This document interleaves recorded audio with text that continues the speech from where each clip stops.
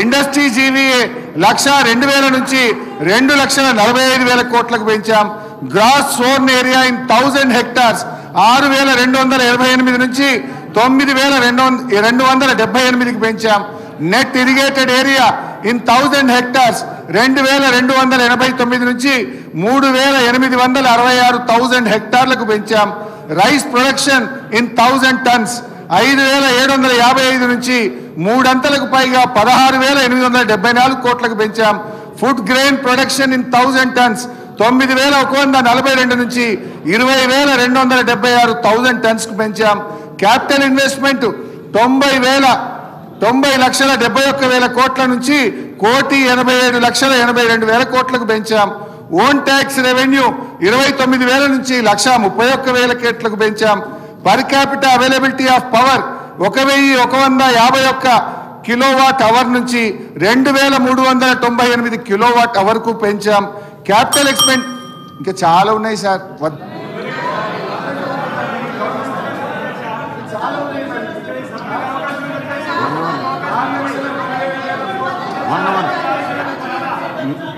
4,17,000 కోట్ల అప్పు తెచ్చి ఏం చేసిండు అంటే మరి ఏం చేసినామో చెప్పాలి కదా అధ్యక్ష.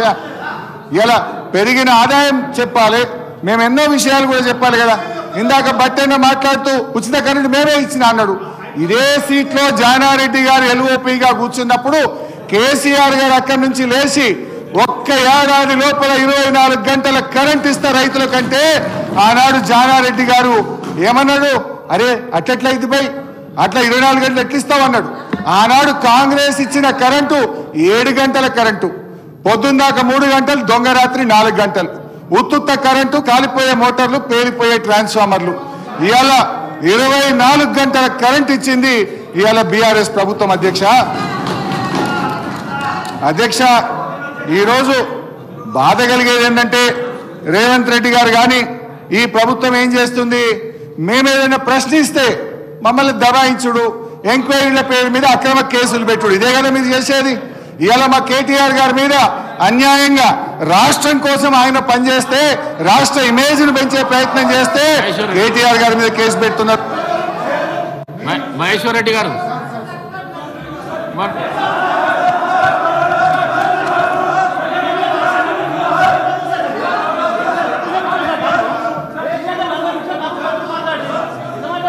డిబేట్ కావద్దండి, డిబేట్ కావద్దు.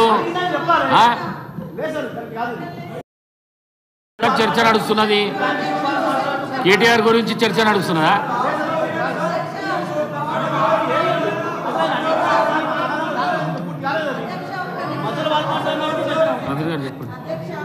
హరీష్ రావు గారు అప్పుడేమో అప్పులు చేసారు, ఇప్పుడేమో అబద్ధాలు చెప్తారు. అప్పుడేమో బకాయిలు పెట్టారు, ఇప్పుడేమో బుకాయింపులు చేస్తారు. అప్పుడేమో బంగారు తెలంగాణ అన్నారు, ఇప్పుడేమో రోజుకో వేషం వేసుకొని బాధలున్నాయి అంటారు. మీరు ఇచ్చిన సమస్యలే కదా అవన్నీ. మీరే అన్నారు రైతులకు ఎన్ని చేసినామని, 30,000 కోట్ల రైతు రుణమాఫీ చేయకుండా ఎందుకు ఆపిర్రు?